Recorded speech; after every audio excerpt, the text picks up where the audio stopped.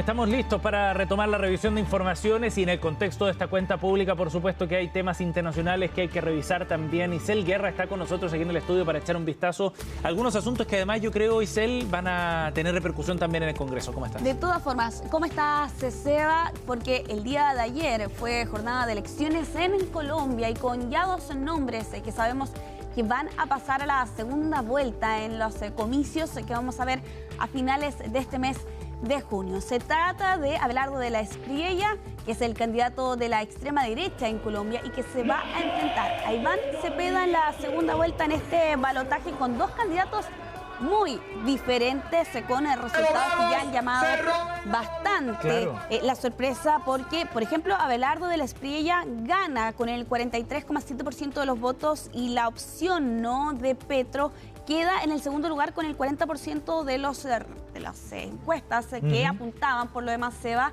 que en rigor iba a ser al revés, ¿no? Que Cepeda iba a pasar esta segunda vuelta liderando estos comicios que se vivieron el día de ayer. Y claro, con un país que queda dividido en dos, con estas dos opciones bastante, por no decir muy diferentes, y donde la definición la van a tener 3 millones de electores que no votaron precisamente por estas 12 figuras. Baja participación. Exactamente, y con lo que por lo demás aquí se apunta es el rol, ¿no? Y la figura en la que queda Paloma Valencia, que es la candidata de Álvaro Uribe. Ella consiguió bastante cerca del 7% de los votos, 1,6 millones de votos, en lo que ya se hace un análisis por lo demás. La evidencia que tiene el desgaste el ex presidente y quien ya por lo demás Valencia ha entregado su respaldo a Espriella a título personal, señalaba ella precisamente el día de ayer, donde lo cierto, Seba, es que más allá de la sorpresa que pudo resultar, por cierto, que Abelardo de la Espriella pasara a la segunda vuelta en primer lugar, estos resultados tras las elecciones han quedado marcados por la acusación que ha lanzado Petro en estas últimas horas, quien ha señalado que desconoce los resultados. Muy grave, porque además hace esta acusación sin pruebas por lo demás. Y claro, aquí él dijo que rechazaba los resultados del preconteo de una firma privada, haciendo alusión allí a, supuestamente, siempre bajo su premisa, de la inclusión de votantes fantasmas. Él habla de una variación de 800.000 personas aproximadamente y que solo va a reconocer los resultados de estas elecciones con el escrutinio definitivo de los jueces. A Petro se ha sumado evidentemente Cepeda en las horas posteriores al cierre de las urnas el día de ayer, y Espriella ha cuestionado precisamente la postura que han adoptado las figuras oficialistas, haciendo un llamado a que la democracia debe mantenerse por la razón o por la fuerza. Bueno, lo cierto es que detrás de esta acusación que lanza Petro, Seba, hay que entender qué está ocurriendo, ¿no? Porque lo que vimos el día de ayer tras las cierres de las urnas fue un preconteo. Lo que ocurre en Colombia es que para evitar situaciones que pasan en otros países de la región, como por ejemplo lo vimos en el caso de Perú, es que se hace un registro rápido de los votos. Son los ciudadanos quienes hacen ese trabajo y esos datos se envían a un software que está a cargo de los denominados hermanos bautistas, la empresa Thomas Gregg.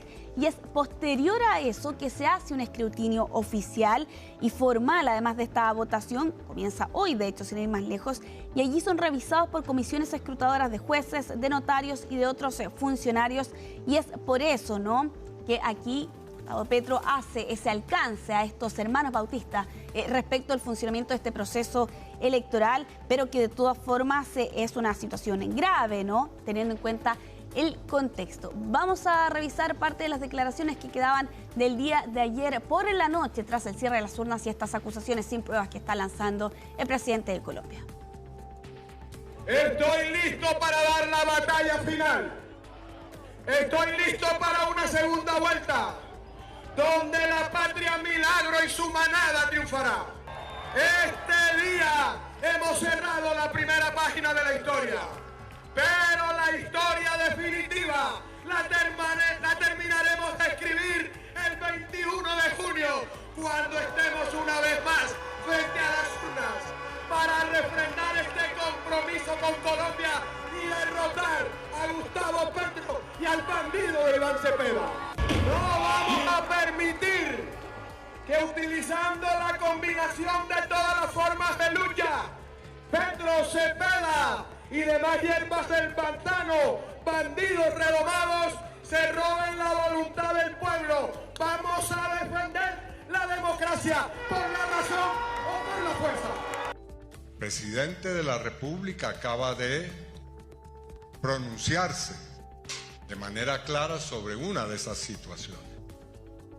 Hay un desfase que queremos verificar en torno al censo electoral. Y ese no es cualquier desfase. Estamos hablando de 885.000 personas o cédulas. Solo cuando las comisiones escrutadoras dejen totalmente aclarado, nítida y rigurosamente aclarado este asunto, nos vamos a pronunciar sobre los resultados de esta noche. Bueno, y el manto de duda que pone e instala, por lo demás, en este caso la izquierda colombiana en medio de estos procesos electorales, haciendo alusión a este censo electoral. Lo cierto es que este proceso avanza. El 21 de este mes va a ser el balotaje en Colombia, que va a decidir finalmente quién va a dirigir esta nación. Las opciones son Abelardo del SPRI y a este abogado de extrema derecha de 47 años, quien es bastante cercano por lo demás a Trump, a Bukele, también a Milei, quien incluso ha prometido en estas 10 megacárceles, pero que su principal crítica, Seba, es la falta de experiencia en gestión pública. Y por otro lado, Cepeda, senador, 63 años, involucrado en un proceso judicial contra Álvaro Uribe en algún momento, y que, claro, representa la continuidad del proyecto de Petro, pero que las críticas apuntan precisamente a la percepción de inseguridad que hay en Colombia, precisamente a raíz de la presidencia de Petro. Muy interesante lo que está ocurriendo ahí en Colombia. El escenario de esa segunda vuelta va a tener alcance y repercusión también regional. Como decíamos, seguramente habrá reacciones también ahí en el Congreso en torno al tema. Gracias, Isel. Nos vemos más adelante. Que estés bien.